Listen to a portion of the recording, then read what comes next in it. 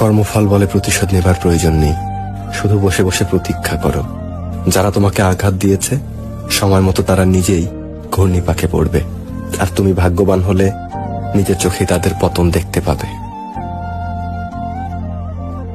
ঠকে গেলে আফসোসের কিছু নাই, কারণ ঠকার জন্য নিজের মধ্যে অনেকগুলো গুণ থাকা লাগে। এই যেমন ভালো মনের মানুষ হতে হয়, ভালো চিন্তা ভাবনার মানুষ হতে হয়, মানুষকে মন থেকে বিশ্বাস এবং ভালোবাসতে জানতে হয়, আর ঠকানোর জন্য তো অমানুষ হলেই যথেষ্ট। মাকে নিয়ে আর কি লিখব, আর মা মানুষটা আসলে আমাদের জীবনে পাওয়া সবচেয়ে বড় আশীর্বাদ, সবচেয়ে বড় প্রাপ্তি। মায়ের মতো ভালো না তোমায় এই দুনিয়াতে আর কেউ আসতে পারবে না, না কেউ তোমায় মায়ের মতো এতটা স্নেহ করতে পারবে। তোমার হাজারো জেদ, হাজারো অভিমান যাই করো না কেন, তবুও সেই মাই তোমাকে বলবে, কিরে কি খাবি, কি রান্না করব তোর জন্য। আর আমাদের পছন্দের জিনিসটা রান্না করে আমাদের আবদার মেটায়। মায়েরা আমাদের জীবনে আশীর্বাদের মতো, যাকে দেখলে মনে হয় পৃথিবীর সকল সমস্যার সমাধান যেন শুধু এই মানুষটার কাছেই আছে। মায়েরা অভিমান করে কখনো যখন বলে যে আমি মরে গেলে এই দুনিয়াতে কেউ আর 4 আনা দাম দেবে না তোকে, মনে হয় যেন এর চেয়ে বড় সত্যি এই দুনিয়াতে আর কিছু হয় না।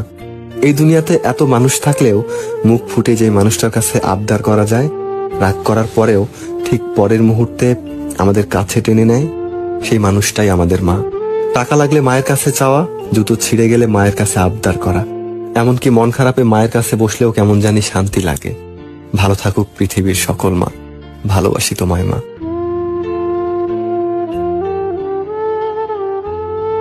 জীবনের একটা তিতা সত্য কথা শুনবেন, বিশ্বাস করুন, আপনার মৃত্যুর পর আপনার সন্তান কিংবা আপনার স্ত্রী দুবেলা ঠিক মতো খেতে পারছে কিনা সেটা দেখার বা সেই খোঁজ নেওয়ার লোকের সংখ্যা খুবই কম।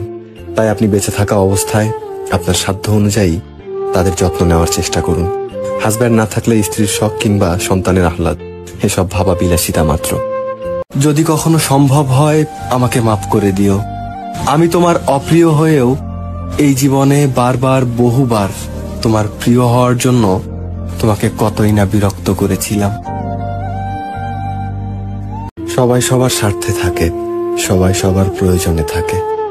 প্রয়োজন শেষ হলে আপনাকে চিনবেও না অনেকে। আপনি আমি যখন ইন্তেকাল করব তখন এমনও হবে 40 দিন পর হয়তো কেউ আমাদের কবর জিয়ারত করবে না। তুমি আমার ফিলিংস কখনোই বোঝনি, আমার মায়ায় তুমি কখনোই পড়নি, কখনোই আমাকে ভালোবাসনি। এতদিন যা ছিল শুধু শুধু এমনি, এ সম্পর্কের কোনো নাম নেই। তোমাকে বোঝাতে বোঝাতে আমি বড্ড ব্যর্থ, তাই আমি নিজেই নিজেকে বুঝিয়ে নিলাম যে তুমি আমার কখনোই ছিলে না, তুমি আমার নও, আর আমার হবেও না কোনোদিন।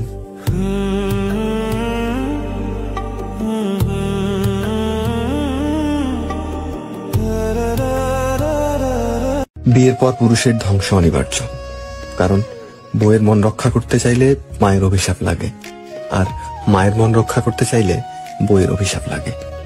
দুই পাশের অভিশাপে যখন পুরুষ ক্যারিয়ারে কিছুই করতে পারে না, শেষে সন্তানের অভিশাপে পুরুষের মৃত্যু হয়।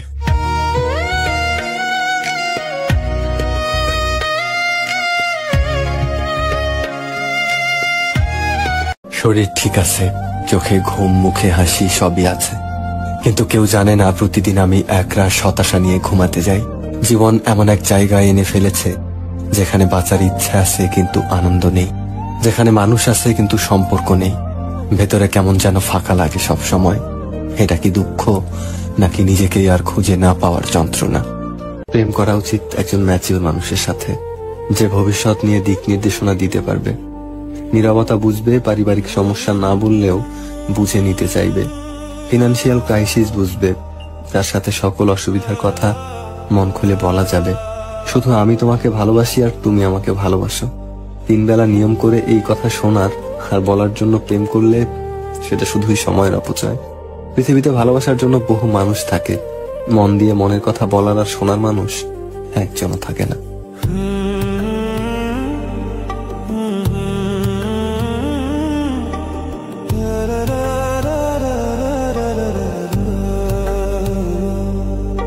আমি একটা মানুষকে অসম্ভব ভালোবাসি।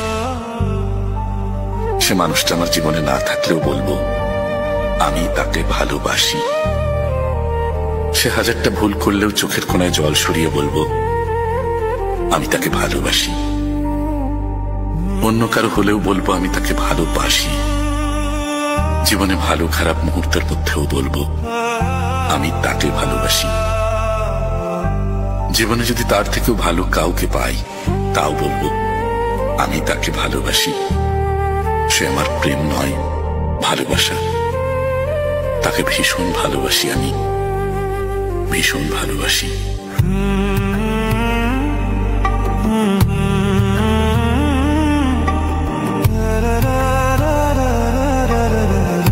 প্রতিবার ফিরে আসি বলে তুমি আমাকে সস্তা মনে করতে, এখন আর ফিরবো না। আমি সস্তা না, আমি তোমাকে ভালোবাসতাম, আর আমার এই ভালোবাসাকেই তুমি সস্তা মনে করতে। ভালো থেকো প্রিয় মানুষ আমার। মর গেলে আসবি তো একবার দেখতে। প্রেম করা উচিত একজন ম্যাচিউর মানুষের সাথে, যে ভবিষ্যৎ নিয়ে দিক নির্দেশনা দিতে পারবে, নীরবতা বুঝবে, পারিবারিক সমস্যা না বললেও বুঝে নিতে চাইবে, ফিনান্সিয়াল ক্রাইসিস বুঝবে, যার সাথে সকল অসুবিধার কথা মন খুলে বলা যাবে।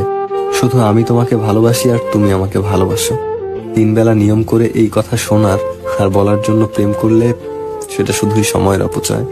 পৃথিবীতে ভালোবাসার জন্য বহু মানুষ থাকে, মন দিয়ে মনের কথা বলার আর শোনার মানুষ একজনও থাকে না। তোমার না রবের সাথে বন্ধুত্ব ছিল, তুমি না মোনাজাতে ফুপিয়ে ফুপিয়ে কান্না করতে আর বলতে, হে আল্লাহ, আমি তোমাকে ছাড়া আর কাউকে চাই না। তাহলে এখন কেন তোমার রবের সাথেই বিচ্ছেদ? তুমি না তওবা করেছিলে? তুমি না আল্লাহর জন্য সব ছেড়ে দিয়েছিলে? তুমি না বুঝতে পেরেছিলে তোমার আসল ঠিকানা কোথায়?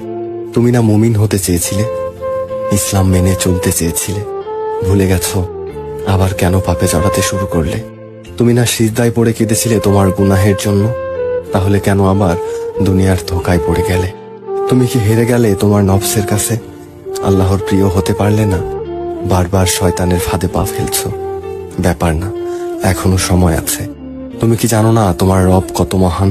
তিনি অপেক্ষা করছেন তোমার জন্য, তোমাকে ক্ষমা করার জন্য। যদি জানতে চাও কতটা ভালোবাসি তোমাকে, তাহলে তার উত্তরে আমি বলবো, মানুষ যতটা তার নিঃশ্বাসকে ভালোবাসে ঠিক ততটাই আমি তোমাকে ভালোবাসি।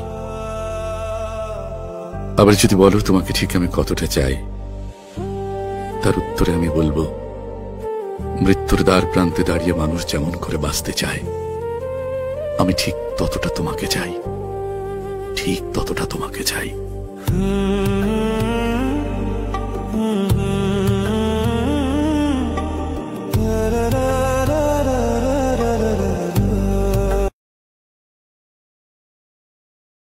রাত জেগে সবাই প্রেম করে না, কেউ কেউ ডিপ্রেশন আর অপেক্ষায় সারাটা রাত কাটিয়ে দেয়। আমি কখনোই রাত জাগতাম না, কেউ একজন হঠাৎ আসলো, রাত জাগা শেখালো। এখন সে রাত জাগে অন্য কারো সাথে, আমি জাগি আমার সাথে। যে পানি খুব পরিষ্কার, একেবারে কাচের মতো স্বচ্ছ, সেই পানিতে কিন্তু মাছ থাকে না। কিন্তু যে পানি ময়লা আর শ্যাওলায় ভরা, সেই পানিতে আপনি অনেক মাছ পাবেন। ঠিক এমনটাই এখন মানুষে মানুষের সম্পর্ক। যে ব্যক্তি যত বেশি সত্য কথা বলে আর সাদা মনের হয়, সে ব্যক্তি ততটাই নিঃসঙ্গ থাকে। আর যে ব্যক্তি যত বেশি মিথ্যা ভালোবাসা দেখায় আর অভিনয় করে, সেই মানুষটাই সবার প্রিয় হয়। তার আশেপাশে মানুষের অভাব থাকে না।